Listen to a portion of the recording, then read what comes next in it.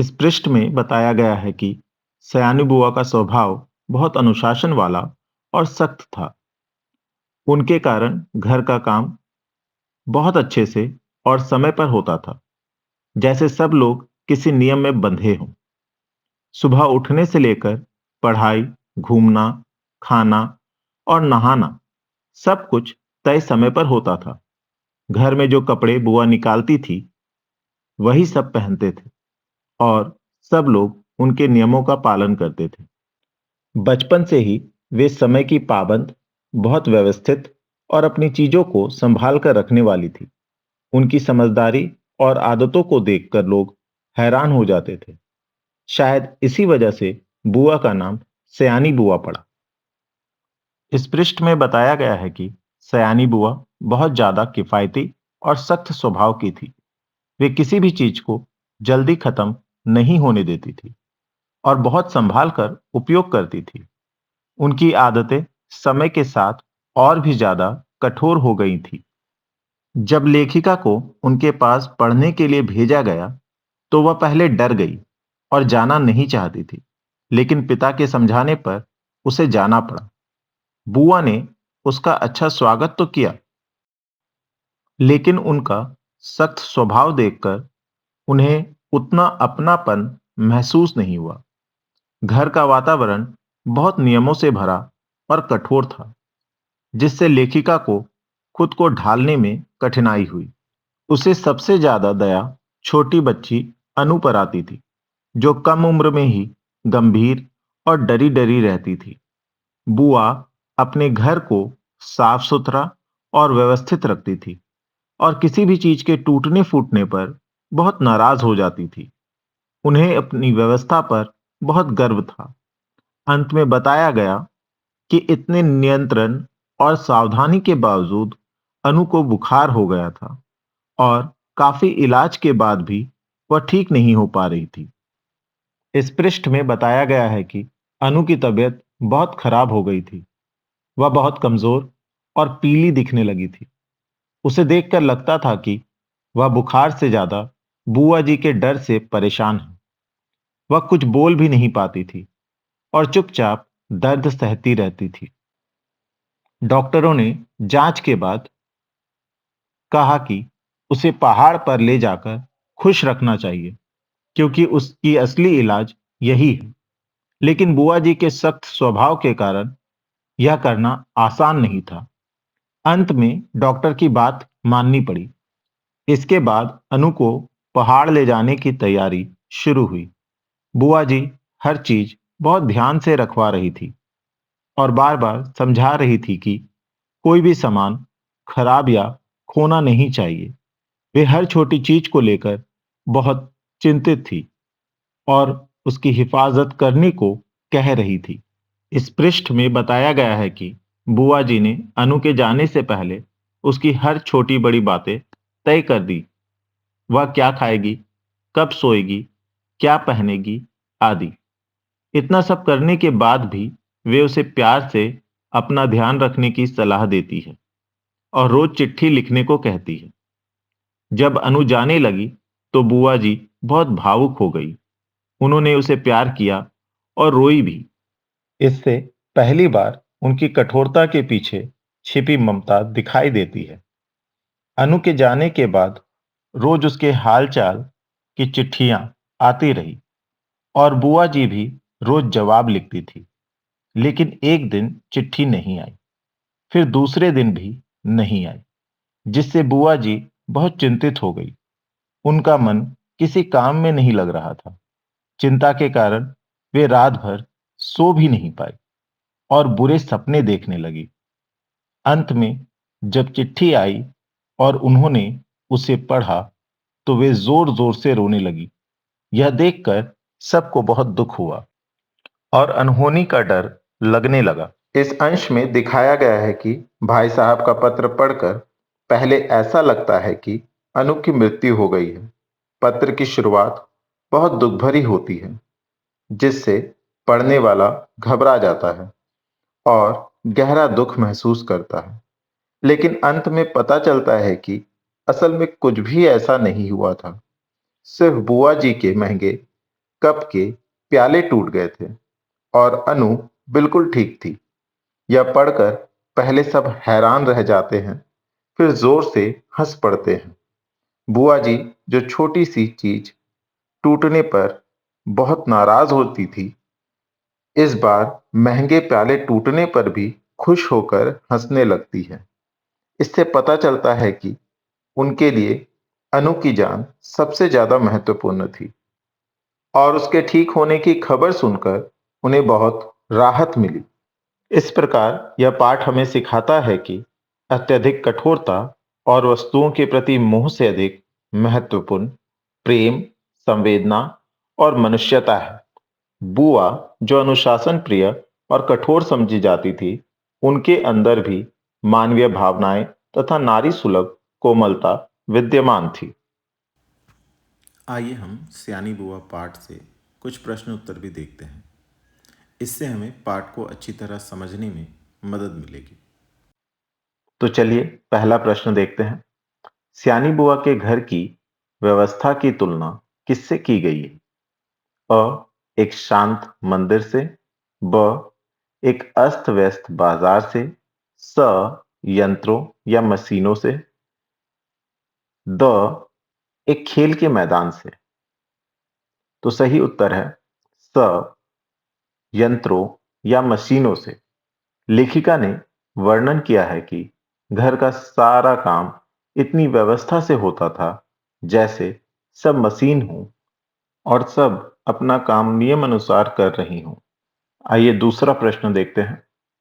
बुआ जी की पेंसिल और रबर के उदाहरण से उनके किस गुण का पता चलता है? अ अत्यधिक मितव्ययता और संभाल कर रखने की कुशलता, ब लिखने पढ़ने के प्रति उनका गहरा प्रेम, स नई चीजें खरीदने का डर, द उनकी गरीबी और लाचारी। तो इस प्रश्न का सही उत्तर होगा अ अत्यधिक मितव्ययता और संभाल कर रखने की कुशलता। पेंसिल को छोटा होने तक इस्तेमाल करना और रबर को वर्षों तक चलाना उनकी चीजों को संभालने की अद्भुत क्षमता को दर्शाता है। चलिए अगले प्रश्न की तरफ बढ़ते हैं।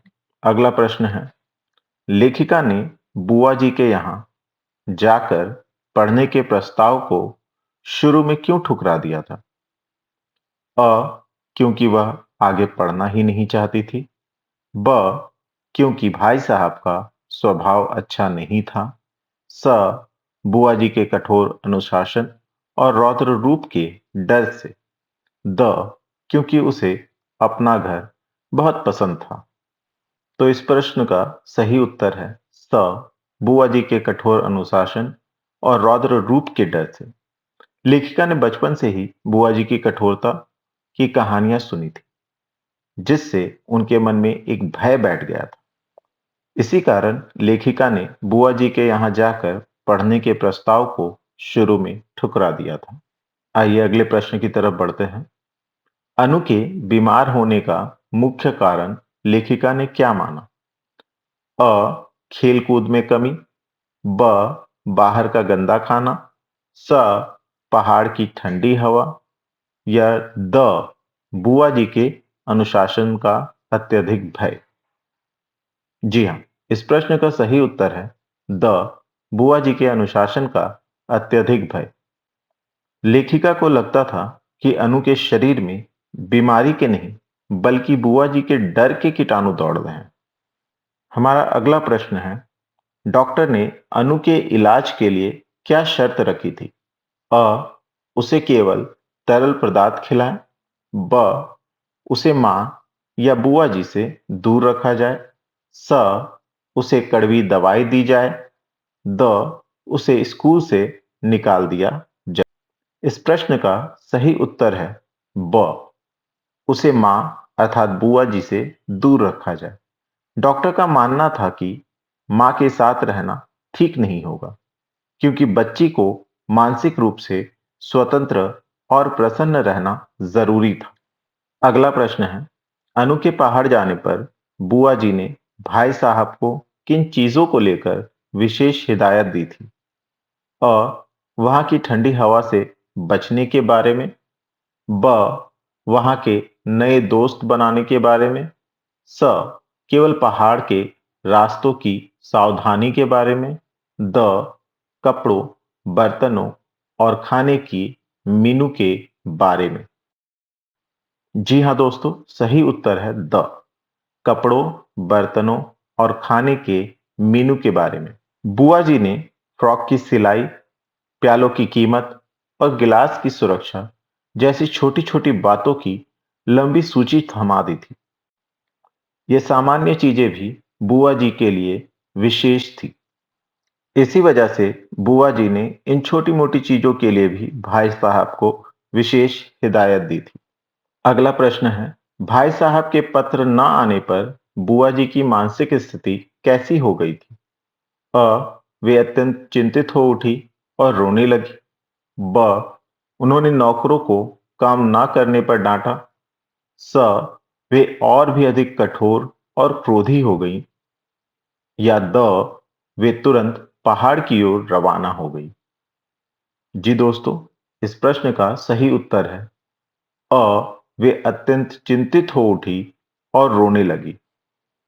3 दिनों तक पत्र न आने पर उनका कठोर अनुशासन स्थिर हो गया और उनका ममतामयी नारित्व पिघल उठा।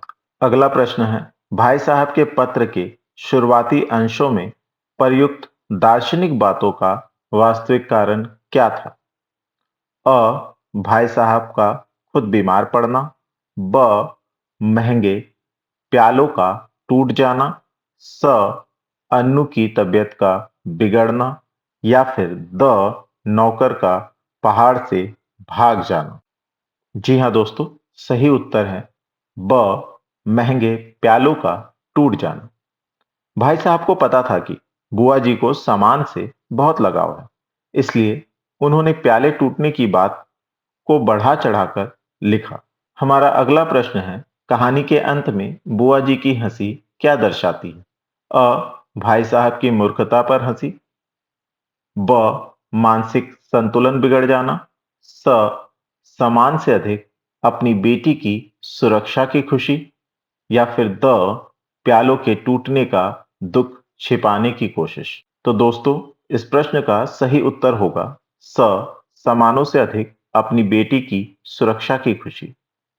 अनु के जीवित और स्वस्थ होने की खबर सुनकर बुआ जी के लिए प्यालों का टूटना एक सामान्य सी बात रह गई थी।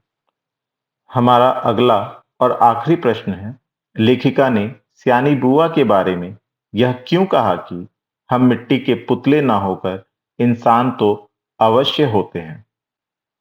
अ, क्योंकि बुआ जी के अनुशासन ने सबको भावनाओं रहित बना दिया था। ब, क्योंकि घर में केवल मूर्तियां ही रखी थी। स, क्योंकि बुआ जी सबको बहुत मारती पीटती थी। या फिर द, क्योंकि वे सबको मिट्टी से खेलने नहीं देती थी। तो दोस्तों, हमारे इस आखिरी प्रश्न का सही उत्तर है अ, क्योंकि बुआ जी के अनुशासन ने सबको भावनाओं रहित बना दिया था। बुआ जी की यंत्रवत व्यवस्था में मानवीय सहजता और खुशी की कोई जगह नहीं थी। सब बस नियमों का पालन करते थे। आशा करता हूं दोस्तों, इन प्रश्न उत्तर से हमें इस पाठ को अच्छी तरह समझने में और अधिक मदद मिली होगी। अब इस पाठ के अंतिम हिस्से की तरफ बढ़ते हैं। दोस्तों, इस पाठ से संबंधित कुछ महत्वपूर्ण तथा उपयोगी शब्द और इनके अर्थ आपके लिए छोड़ जाता हूं। दोस्तों, आज का पाठ सियानी बुआ यहीं समाप्त होता है। आशा करता हूं आपको यह पाठ जरूर समझ आया होगा। कोई भी प्रश्न हो तो नीचे कमेंट में जरूर बताएं, मैं जरूर उत्तर दूंगा।